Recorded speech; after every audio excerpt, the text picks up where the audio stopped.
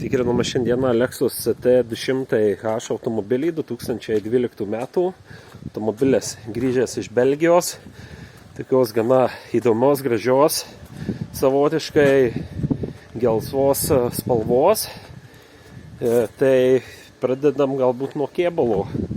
Kėbulas visas originalaus dažymo, ne vienas kėbulo elementas yra nedažytas, įskaitant bumperius, tačiau ant kėbulo yra defektų, tai trūksta vieno apiplovimo dangtelio, nubrauktas bumperis, bumperio kampas, sparniukas, ant durelių įbrėžimas priekinių galinių yra, taip pat ant galinio bumperio dešinės pusės apačioje yra pasilupę dažai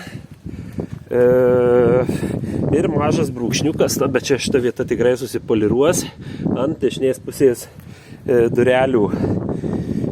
Padangos, kaip minėjau, yra universalios po 5 ir galas 7 mm. Salonas odinis, kreminės odos. Automobilis šiaip labai geros komplektacijos. Distronikas netgi yra. Iki pilnos laimės trūksta tik tai, kad būtų keleivio saudinė. Dešinės pusės pilna elektrinė. O šiaip tikrai labai komplektacija yra automobilio gera.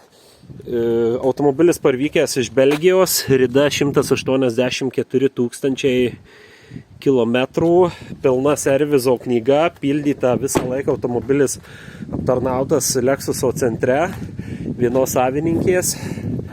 Ką dar būtų galima paminėti, techniškai visiškai jokių trūkumų neturi. Ten apart kelių smulkmenų, ką paminėjau, pakėlus automobilį ant keltuvo, taip pat nedega dar viena numerio švietimo lemputė dešinės pusės, bet čia tikrai smulkmena. Šiaip automobilį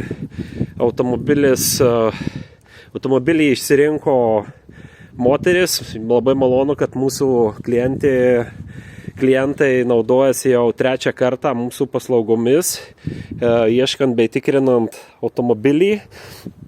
Kągi, ir automobilio kaina, komplektacija tikrai labai tiko, neskaitant ir visų kėbulo defektų. Bet visus šios defektus, manau, tikrai bus galima pašalinti, atidavus automobilį geriems dažytojams. Tai dar kartą noriu pasidžiaugti, gana tikrai gražus, tvarkingas vykęs pirkinys Lexus, hybridinis Lexus CT200H automobilis.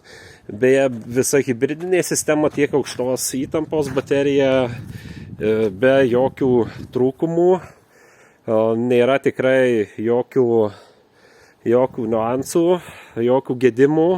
Važiuoja automobilis taip pat puikiai, visais režimais ištestavome.